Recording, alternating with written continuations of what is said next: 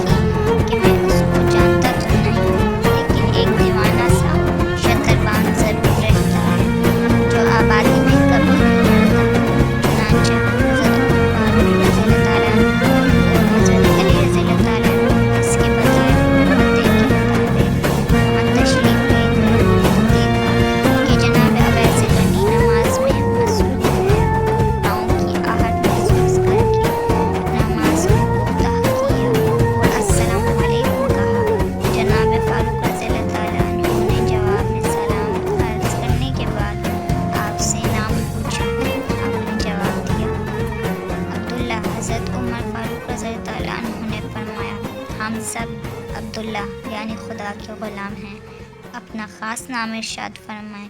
آپ نے جواب دیا کہ اویس۔ پھر حضرت عمر فاروق رضی اللہ تعالیٰ عنہ نے فرمایا کہ اپنا دایاں ہاتھ دکھائیں۔